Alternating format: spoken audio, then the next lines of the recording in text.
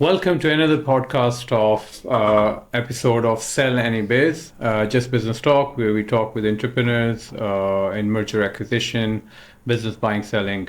So today's our guest is a very special guest, Hossein. He's a good friend. I've invited him to talk about real estate and business sales, brokerage, and a lot of insight about his experience, his journey venturing from real estate to business brokerage. Thank you, Hussein, for joining me today. How are you? How are you doing? Good, thank you very much. Thank you for having me. Pleasure being here with you. Yeah. You're welcome. So tell me, Hussein, so you started your career from crypto mining, and then you got into real estate. Yes. And then now also we work together, and you're part of our advisory team as well in buying and selling businesses. So tell me a little bit about your journey, how you started in mining and then got into real estate and then in business sales. Tell us your experience. Okay.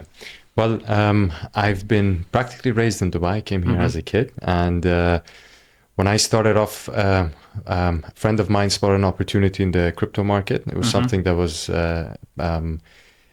early 2016, 2017. And then we ventured into building our first crypto mine. And we learned Which year was that? This was in 2017. By 2018, the project was done. All right. And we did really well. We learned a lot as we built everything A to Z ourselves, from sourcing all the equipment, having the software in place, everything to get everything started. By that time, everyone was going crazy. Day by day, market was picking up. People were learning about it, getting involved, all the way from trading to buying the equipment. So it was very interesting to get involved with that. Yeah. Was it the boom of the Bitcoin that time, right? It was 55,000-60,000? At that time, I think, if I'm not mistaken, BTC around that time was around $4,000 to $6,000. Right. So Ethereum was second coin, silver of cryptocurrency, basically. So that was around sitting at $200, $300. Every day we used to wake up, the market that we were going after was increasing. So it was something special, yeah. So you missed that boom. So where a lot of people become millionaires in crypto, yeah? So you see them driving Ferraris, wearing Rolex and all that. Yeah, well, too fast money is not good. You don't build character. Let's put it that way, yeah. Yeah, that's true. Okay, so that's great. So from crypto, how did you transition into real estate? How did you get into this industry? So again, as I explained, I've been in Dubai for a long time, and Dubai has one of the best infrastructures when it comes to real estate, and it's one of the top markets in the world, and every day it's improving itself. So I had a company related in real estate. Unfortunately, because of COVID, we had to close that down, and I had to kind of go back and reorganize myself on what I want to do. And I looked at Dubai's market. I said, there's nothing better than the Dubai real estate market. And it was coming out of Corona, and I knew Dubai is a place that, because of its infrastructure, it will always bounce back, no matter what happens, no matter what. Yeah. So I was confident in that. And I said, okay, where can I take my skills, all the way from understanding markets, working on emerging markets, and also I always wanted to enter real estate. So I said, let me start from scratch, join as a broker in a prestigious company, and started my journey in real estate. Amazing. So that time, I think it was 2018, right? This was post-COVID, right? I started that company which failed was in... Pre-COVID or post-COVID? Pre-COVID, 2019. Okay. Then right in the middle of COVID, we stopped. All right. And took some, obviously, we were all on lockdown and all of this stuff. And then I got into real estate October of 2020. So it's been exactly 4 years. Yeah. So basically when the market was starting to pick up. Yes, exactly. COVID, yeah. That was a great time. Yeah. So are you mainly focused on off-plan or the secondary market? What's your sweet spot? I've seen a lot of success with off-plan properties. I've been lucky enough to had good clients that trusted me. I've made them a lot of money, and I've made money myself. But when I started, I made sure I was put in a position which a lot of people don't want to, but I learned a lot. I started from the grassroots. I was literally taking my scooter, literally in Marina and going out renting studios. So I started from the scratch. Some people, they want to make it easy, start selling penthouses from day Don't one. tell me you slept in a mosque. For first week, most of the story we had in Dubai. I came to Dubai in 100 dirham in my pocket, and the first week I slept in a mosque. Yeah. Thank God the mosque exists, because or else then you have nowhere to go. Yeah. So anyway, so good. I think those were good period for people who started real estate in that period of time. Some of them are very, very successful. They've done a great job. I think the market was growing, and there were not enough real estate professionals in the industry at that time. Great. So we met, I think, pretty much that time, 2021, if I'm not mistaken. By the way, I heard about your company earlier than I met you. And then that's how, so I was trying to find you. I was trying to find the owner of this company. I'm like, what's this company? It's interesting. They're selling businesses. So in 2022, I heard about the company. Then started making calls. And then I spoke to, I forgot the gentleman's name. A year. Yes. So I spoke to him, and then he said, you're at the office. So I just showed up at your office. I think this was 2022. End of 22. I think it's been 2 years. So what made you, curious about business sales from the selling real estate? So why did you think of, becoming a business sales agent or advisor? Very good question. If I can answer that simply, is because I believe the infrastructure Dubai has built. So on top of that, they've done real estate. Obviously, that takes a huge portion of the market and always will be. But that same infrastructure applies to businesses. And because I've been here for a while, I know business owners who've been here 20, 30, 40 years, some even before even the union of the country was founded. So I know some are doing very well. And as the city is growing, demand's growing. So that same concept applies to real estate, applies to businesses. I said, for sure, you'll have foreigners coming here, or even generally from the Middle East. If they cannot build a business from scratch themselves, they would be interested in buying a business. Some people are willing to take a higher risk to have a higher return than, suppose, you can't have in real estate, or you don't have the $2-3 million to go after assets and wait until you can flip them. You would rather put $1 million or in a real estate, in a business, or even less, and start your success journey in Dubai.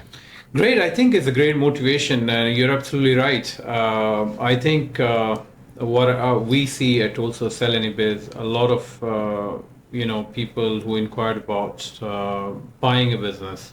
When they move into the country, they buy a real estate. Either they bought a real estate already, or they want to buy a business with the real estate. So it's a perfect match. That someone moving into a country, they own a piece of real estate, which cannot generate an ROI, which can sustain the lifestyle.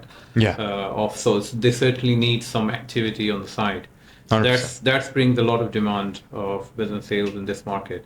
Great, So we did few deals since we started working together in last 2 years. So we sold the business center. You, Jamie, work on that deal. That was a great deal, huh? So I think that was quick deal. It didn't take too much time. To sell that business. Correct? And then the other one, we've sold a spa. That deal that was. It took some time. So I think when you came in 2020, if I can remember, so you actually had that listing already with you, right? Yes, I was trying to. A good friend of mine owned it, and by the way, his background is real estate as well. It was a profitable business, well brand, and he made good money from it. And he had to walk away from the business so he can focus on other ventures. And he said, Hossein, look, I trust you. I want you to sell the business. I have no idea. I didn't even that concept of selling a business didn't come about. And because of that, I started going around finding, okay, I don't know, but there is someone who knows. So let me find that person. So tell me about that deal. So it took us 2 years to sell that business. So when eventually we managed to find a buyer. And then the buyer was a corporate entity, which took, I think, 4 months in a due diligence and all the process and everything. From initial meeting, viewing to finalization, yes, I think, So first, let's go through the what what was the process of finding a buyer? Why it took year and a half, 2 years? What was that in that business which was not very much appealing to a potential buyer? Why it didn't sell before? Excellent question. I think the number one factor as a business owner, you need your documents sorted out. Very straightforward. You need your numbers, you need your files, audits. You need that because the glitz and glamour that exists, obviously there is in business as well. It's part of marketing, but that exists in real estate. It's not the same thing. So in business, again, you're buying the financials before you buy anything else. So your paperwork needs to be ready. That includes your P&L, your balance sheet, your legal documents and everything. Yeah. And also another factor is the valuation. Yes. So the valuation needs to be very much aligned with your ROI or with the revenue of the company. 100%. But here, I'm sure you also face the same. The business owner, they value their business based on either after selling their business, whatever they want to do, move to another country or buy another business, how much they need. So that's how they value. So not bake how much their business is. Oh yeah, I'm moving to Canada. I need 1 million. So with this amount, I cannot even buy a house in Canada. Yeah. So either this is basically a base of the valuation, or my business is not doing well. I've started this business 2 years ago. I'm not making money, but I've spent this much, including all the money they've lost so that's why I want this money. Yeah. Yeah. So actually, what we try to always communicate. Sometimes they get offended also, the sellers, that this is not how it works. So someone who wants to buy a business, they're buying your business. They're not going to buy your house wherever you're moving to, or they're not going to cover your losses. Yeah. But they're buying the business based on the current valuation. So I think that business, I don't remember correctly, what was the asking price 2 years ago of that business? So 1.2, right? Yes. So 1.2, based from what the amount that we closed it at, they were expecting initially 40% more. Yeah, 40%. 40% more, and then after a few months, the expectation was managed and became 20% more than our closing price, which is not far off. I would say a fair asking is 10 to 20% above the actual amount that a deal would end up closing at. Yeah. So from the time you took that deal with you, did you get an offer for that same amount which we ended up selling before or no? Yes, we did. Did they turn down, the seller? Yes, actually, we did receive an offer higher than the amount that we closed prior to that. Very typical. Very typical. Yeah. And then seller rejected. Yeah. And that's where experience goes a long way, just both of us working on that deal. Yeah. I didn't push my friend that much, because I thought maybe there's a chance maybe we can get slightly a little bit more, but then also he realized that fact. Exactly. So seller's remorse. Yeah. So I think if someone listening this podcast as a business owner looking to sell or a business, it's very much important to be flexible when you want to sell it and exit early. Yes. If you made up your mind to. Don't exit on a ridiculous amount. But if you get a reasonable offer, I think it's better to exit rather than waiting. I've seen deals where they ended up selling after 2 years, 50% lower the amount which we got first week or first 2 weeks we listed the business. So once there was a cleaning company and nothing, 15 employees, but not huge, I think. 250,000 EBITDA. So we listed that company for 950. In the first week, they got an offer for 850. Amazing. Because what happens when the seller, they list their business, they get overwhelmed with the offers and the response they get in the first couple of weeks, because the minute it goes live on Dubizzle, on the other websites, they start receiving calls from business brokers, from people who are just, window shopping, trying to understand the businesses. So they get overwhelmed. They think, great, I've got 20 calls in first 2 weeks. So that makes them think that they're going to really get that value. But actually, it's not true, because out of 100 calls they receive in the first 4 weeks, maybe the serious buyers are 3, 4, 5. The rest are all just window shopping and just inquiring. So we got an offer of that business in the first couple of weeks for 850. It didn't sell. So I was like, man, this is the best deal. Don't think twice. Let's close it. No, let's wait. It's just been 2 weeks. So no, let's try and get 900 plus. It didn't sell. We ended up selling that same business for 325 after 2 years. Wow. And the guy was just crying. He was on my, I mean, really. So this is the best, advice I can give to anybody who want to sell a business. Be flexible and be realistic when valuing a business. This is a very, very important part. Okay, so let's jump to your real estate journey. So in real estate, so how do you see where the market is heading to at the moment? I would say since COVID, it's been year-on-year records overall, all of Dubai, and specifically some key areas appreciated higher than others because of the demographic of the clients who are interested in, and also some areas in Dubai are much more developed than others, and they've become much more popular internationally. So if you're Dubai has become so popular that if you're in Eastern Europe, for example, if you mention Palm Jumeirah, they know what it is. Yeah. At least they heard about it or they've seen something on Instagram. Yeah. So this has done a lot. And especially I would say post-COVID. I was here during the financial crisis in 2008.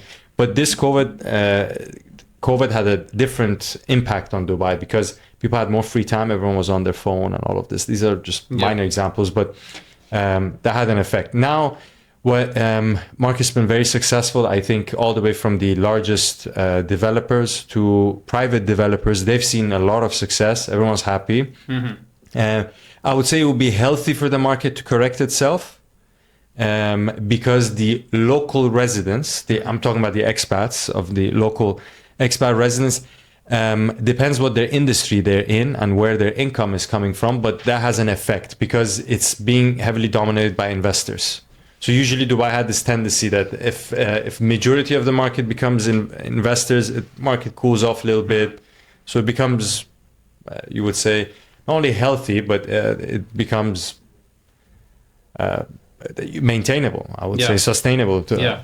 So and also there's a lot of projects being handed over from next year, 2025 onwards. So that's just normal supply and demand. So as soon as more inventory comes into the market, rental prices will drop down and many people predict or they just comment whenever we're talking about the market and everything.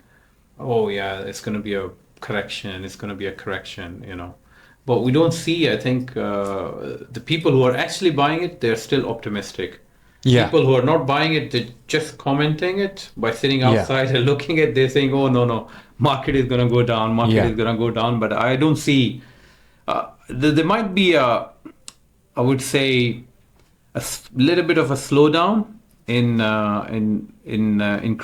increment of the property prices and the rental for maybe 6 months. But I don't see a drastic down. No, because today's market, you're right, is very different than 2008's market. Much different. The infrastructure is much better. The laws that are in place are more protective and pro-investor, and it's healthier. And if I may add, one of the things Dubai will not suffer, two factors, which is it's in the details. If you look, because for real estate transactions, all the data is public in Dubai Land Department. They record the transactions while keeping the identity hidden, of course. Majority of the market is still cash intensive.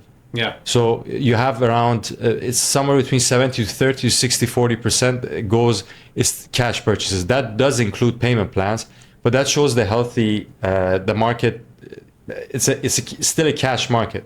So where you have like other markets, I'm not 100% expert, but I have relatives who've done real estate 40 years in London. It's heavily financed.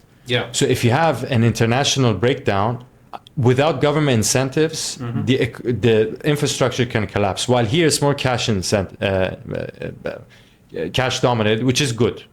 So unless if someone really doesn't need to sell, market's not going to take. But do you see this changing in secondary market, more and more mortgage? Yes, because the demographics have changed. The second thing I was going to mention, I don't think Dubai is in a position now. It's fully international. There used to be a time it was only for us. It was for Middle Easterners who used to invest here. Now it's international. Everywhere in the world, everyone's interested in Dubai. Yes, everyone is. Yeah, and because of that, I don't think it will go anywhere. So. Internationally, the economy is going to go up and down, but Dubai, finished. It's stamped. Talking about that, everybody's interested. A couple of months ago, I had an opportunity to travel to London for a meetup. Many of our clients are from UK, so we inquired about. So I thought, okay, so it would be a good idea just to go for 3-4 days in London and 2 days in Glasgow. And, just meet with those people who send us an inquiry about buying a business. So 4 days before I travel, I just send an email and WhatsApp messages to, hey, I'm coming to London, I'll be there if you want to meet up. To my surprise, 18 people showed up on my first day. It was shocking, really. I was, what the heck, really?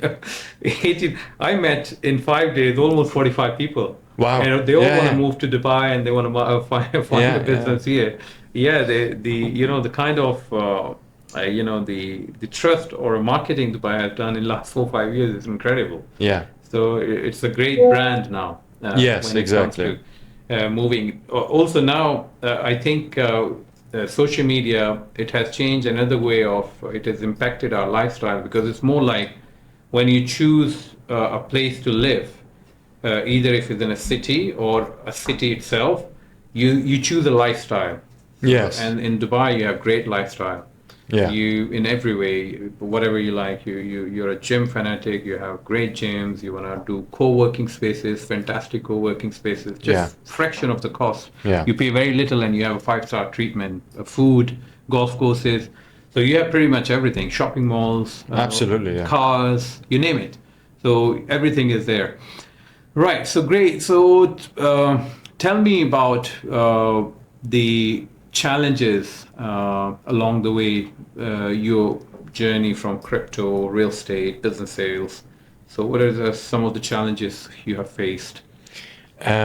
Different set of challenges, but I would, when it came to the crypto, building something from scratch, like it was generally, it was actually a factory. So being hands-on, I would say, and learning what it takes to, because when you build something from scratch, I'm sure you have full experience in this. Anything that goes wrong, it comes back to you. You're responsible. Yeah. Exactly. Yeah. So having that responsibility at a young age, I understood that, right, and what that means. And when it came to real estate sales, so how do you stand out? Let's be very honest. What separates you between 1,000 other agents? What's special about you at the end of the day? So some people have some specialties you can name out immediately. Multi-language. Some people speak 4 or 5 languages. Yes, that's a plus point. I don't have that. I speak 2 languages and understanding. My Arabic is not full, but I do understand.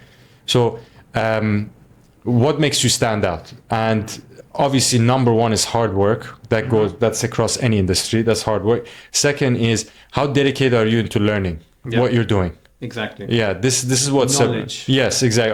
Are you going after knowledge, or are you trying to squeeze yourself in the middle of a deal? Because you can make money both ways, but one lasts longer than the other. Exactly. Yeah. And third, I would say you need to build good relationships. What I've seen from my own personal success, and one of the first things I did when I joined the company, I made sure to understand who are the key players, not who's the best, but who understands this market, who put the time and effort to learn. Can I learn from you? So I made sure I associated myself with those people and learned from them. And not only I learned from, they thanks to them, they put the time to teach me, but they benefited also. So not only from my experience, but we actually ended up closing deals in the the simplest way. And it's very, I would say, it's the most cohesive way of working. Yeah, so that I learned in sales, And in that process, you end up building a long-term relationship. 100%. So that's basically a great way of working. that 100%. building a long-term partnership. Yes.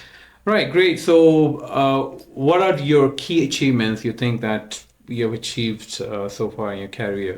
So I managed to, in real estate, I managed to become top agent in the company twice in a short span of time. Nice. And it was very self-satisfying. Let's put it that way. Yeah.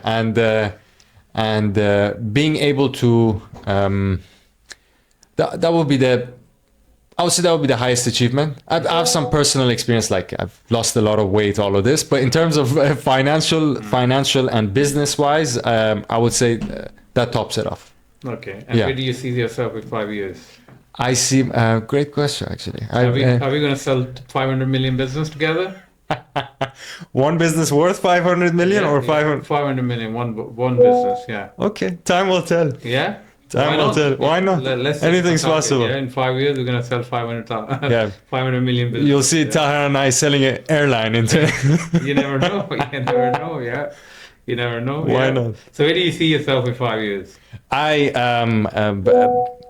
Great question. I'm continuing this, both these industries, real estate and selling business. I would like to be more knowledgeable about in both fields and possibly turn into an investor myself. So I think I want to put my money where my mouth is. Let's put it that way. Yeah. That's great. Yeah. That's great. I think that's the best way of learning as well. Yeah. Because when you put your money in where it is, your risk is high. So you also learn and you can guide your customers better. Exactly. And that's also add another point of adding a value to be different than others. Yeah, so you've been to that journey, and then you can advise better. Yeah, that makes you different. Great, Hossein. I think it's time to wrap up our show. It's a pleasure to have you in our show. Hopefully, we're going to have more and more of these podcasts in coming days. Probably we'll think of having a series of podcasts for our listeners as our show get more and more popular, and we have more values. Again, what we're trying, the purpose of this podcast is to add a value and being different than the others, what others are doing, to have to give knowledge and the information to our listeners who want to know about Dubai's market, how the business sales are done, how the deals are done, and you're going to be a very much important part of selling this journey in coming years. Thank you so much. Thank you so much, Tahir, for having me. And I just want to say, for all the ones who are listening, will end up listening to this in the future. Honestly, Tahir, he's one of the first people who's taking this seriously. And I think this is a market in Dubai that's going to grow heavily. And there's a lot of opportunities for investors to get in. Just like people who got into real estate 20 years ago, they've become millionaires as investors in Dubai's real estate market. It's a very giving market. Yeah. The same is going to happen with businesses. And Tahir is one of the only few people in Dubai who's taking this seriously. Yeah. And that's why I'm happy to work with him. I've known him, and hopefully we'll actually close that big deal. If you tell me that I'm going to become a millionaire, you're underestimating me. There we go. All the best. All the best. Thank you.